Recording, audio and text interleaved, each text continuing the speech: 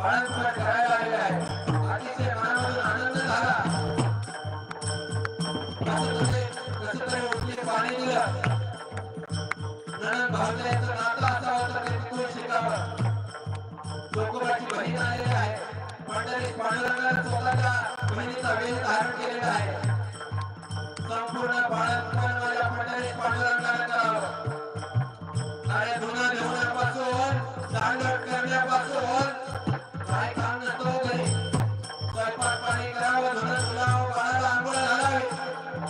सगळं काम धंदा घ्या.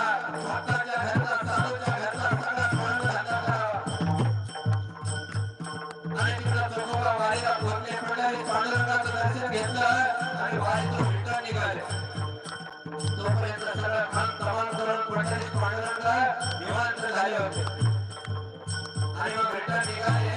रिटर्न निघाल्यानंतर पुन्हा एकदा कपाळाचं दर्शन घेतलं आणि मग त्यांना आठवण झाली आपण आलो होतो कशासाठी. निर्मला वाणीची आठवण झाली, निर्मला वहिनीची आठवण झाली, बहिणीची आठवण झाली. तर निघाले. बहिणीच्या घरी जाऊन पोहोचले. निर्मला सगळा वृत्तांत सांगितला.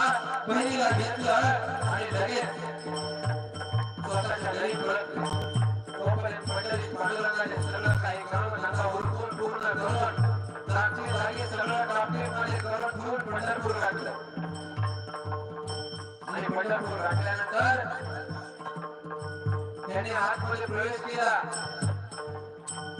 निर्मला आणि जोगोबांनी घरामध्ये प्रवेश केला तर बाळ झोपलेला आहे. पाळण्यामध्ये बाळ झोपलेला आहे. बाळाची सुखरूप आहे. कोणत्याही प्रकारचा कोणालाही त्रास नाही. सगळं जागची जागी झालेलं आहे. कोणी केलं हे सगळं? जोगोबाने विचारलं जोगोबाने, आता तू काम सांगितलं होतं मला विसर पडला ग. विसर पडला तर मला माफ कर. मला माफ कर. तू काम सांगितलं होतं मी निर्मलाला आणायला गेलो होतो परंतु पंढरीत पांडुरंगाची आठवण झाली आणि त्या पंढरीत पांडुरंगाकडे गेलो. तर सांग तुझं बाळंतपण कोणी केलं?